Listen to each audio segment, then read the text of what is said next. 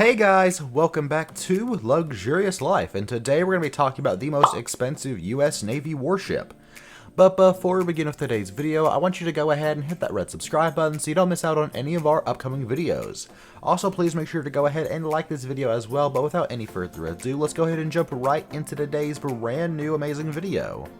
So it's the most technologically advanced aircraft carrier ever made, and the most expensive on top of it, and it's most certainly the most controversial.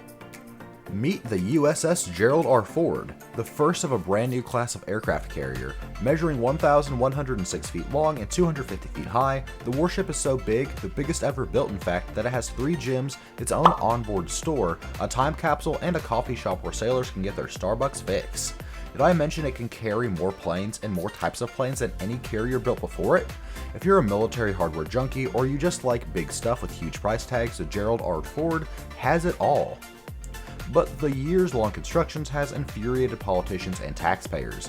The carrier may be cool, but it's also late, as in several years behind schedule. Even worse, it's also billions over budget. Oh, and one other thing, many of the next generation technologies proposed for the ship are failing at an alarming rate.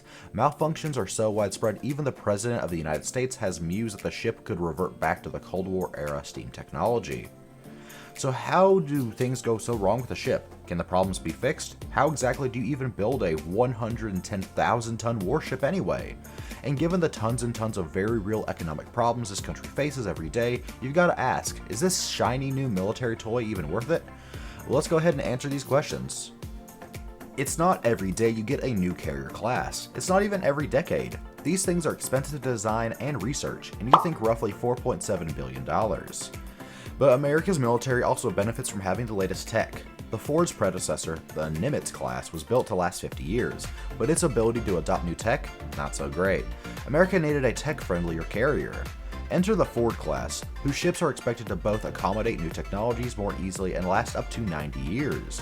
The USS Gerald R. Ford represents the first new class of carrier since the USS Nimitz was commissioned back in 1975. And with the Ford, US aircraft carriers are getting a ton of very effective bells and whistles. Even the design process is high-tech, and the Ford is the first aircraft carrier to be made using virtual reality and augmented reality technology. And before they even started building, engineers at Newport News Shipbuilding in Virginia created a full-scale virtual 3D model of the ship that was big enough to walk around inside of, as if it was a finished thing in real life.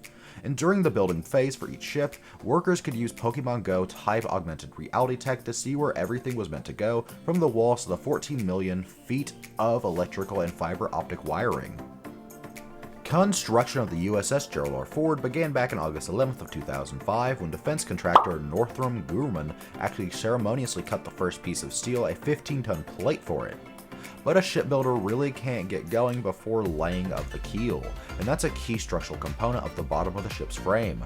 So for Gerald Ford, the next big step came on November 14th of 2009 when Northrop Grumman actually held another ceremony to celebrate the laying of the keel, and once the keel is declared well and truly laid, the actual shipbuilding process is set to officially begin. And according to the US Navy, Ford-class ships can carry more than 75 planes and maybe up to 90, picked from a wide assortment of aircraft, including the Boeing FA-18EF Super Hornet, the EA-18G Growler, the C-2 Greyhound, and the E-2 Hawkeye, along with Sikorsky HS-60 Seahawk helicopters and unmanned drones. But the carrier's defenses don't end just above the decks. The ship also comes loaded with a supply of RIM-162 Evolved Sea Sparrow missiles and 2 launchers to protect it and its crew against enemy aircraft and incoming missiles. Built by Raytheon, these medium-range surface-to-air missiles actually measure 12 feet long, have an 83-pound warhead, and cost just under $1 million each to launch. And that is all we have for you guys today. Thank you all so much for watching. If you guys enjoyed the video, please make sure to go ahead and drop a like and subscribe to the channel if you haven't already for more content like this and so much more. We'll see you guys next time, and take care until then. Goodbye, everybody.